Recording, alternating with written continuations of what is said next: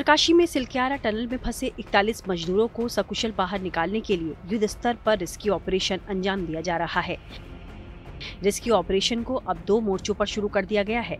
Horizontal के साथ साथ अब वर्टिकल खुदाई का काम किया जा रहा है।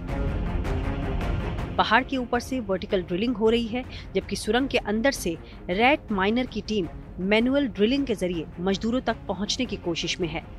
माना जा रहा है कि अगर कोई बाधा नहीं आई तो 24 से 36 घंटे के अंदर सुरंग में फंसे श्रमिकों का सकुशल रेस्क्यू कर लिया जाएगा। जो रेस्क्यू एजेंसीज हैं वो लगातार 2 प्लान्स पर काम कर रही हैं। पहला प्लान जो सिलक्यारा टनल का ये हॉरिजॉन्टल एंड है, इसी एंड से एक रेस्क्यू टनल बनाया जा रहा था। उसके अंदर ऑगर मशीन का जो हिस्सा फंस गया था, जिसकी वजह से रैट माइनर्स काम नहीं कर पा रहे थे। अच्छी खबर यह है कि उस ऑगर मशीन के अगले हिस्से को काट कर निकाल लिया गया है। पाइप के जो हिस्से डैमेज थे उनको भी काट कर हटा दिया गया है और अब रैट माइनर्स टेक्निक के सहारे आगे मलबे को निकालने का काम शुरू हो गया है। दूसरी तरफ अगर हम बात करें जो वर्टिकल ड्रिलिंग हो रही है उसकी, तो वर्टिकल ड्रिलिंग में भी धीरे धीरे रेस्क्यू एजेंसीज को सफलता मिल रही है।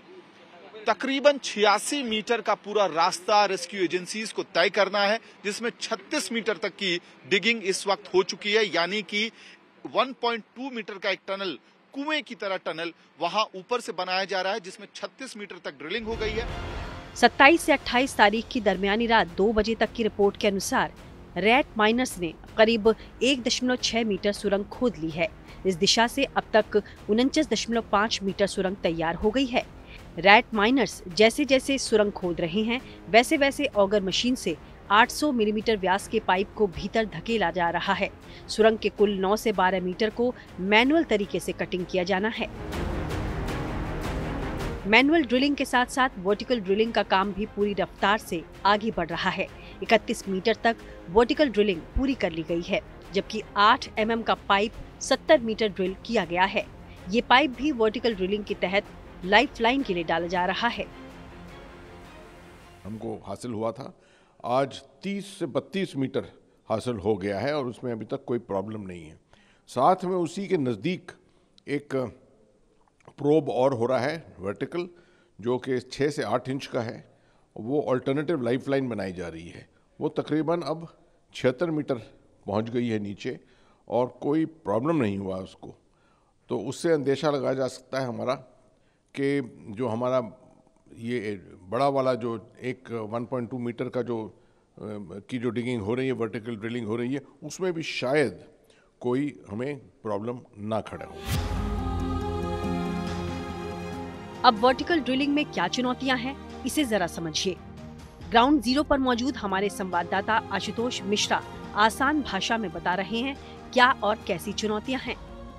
31 मीटर की दूरी पार हुई, कोई बाधा नहीं आई, लेकिन जब आप सुरंग के ऊपर पहुंचेंगे तब पत्थर को काटने के बाद आपको फिर उसका जो प्रोटेक्शन शील्ड है, जो छड़े हैं, मोटे मोटे सरिया है, उसका लोहे का ढांचा है, उससे टकराएगी ये मशीन और उसी से टकराने के बाद चुनौती शुरू होगी वर्टिकल ड्रिलिंग की। उसके हाथीनुमा दांत इतने ताकतवर हैं कि इसे क्रश कर सकते हैं, तोड़ सकते हैं, लेकिन उस तोड़ने में जो पहले ही कैविटी अंदर बनी है, पहाड़ का निचला हिस्सा नीचे आया है, उसे नुकसान कितना होगा, नीचे जो मजदूर बैठे उनके पास कितना इलाके में उसका फर्क पड़ेगा, इस सुरंग को वो कितना हिलाएगी, आसपास के इलाके पर कितना कंपन पैदा करेगी, इसके बारे में पूरी सतर्कता बरती जा रही है और वो एक बड़ी चुनौती है वर्टिकल ड्रिलिंग में भी।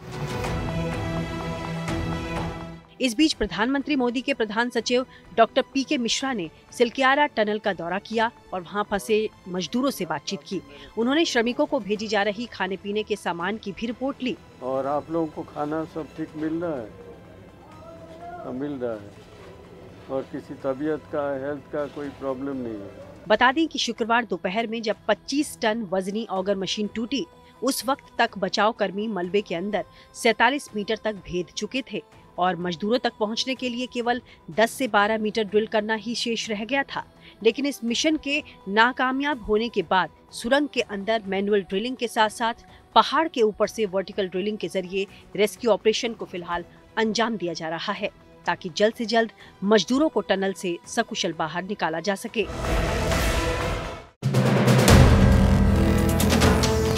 वीडियो पसंद आया तो हमें लाइक, कमेंट, शेयर और सब्सक्राइब जरूर करें।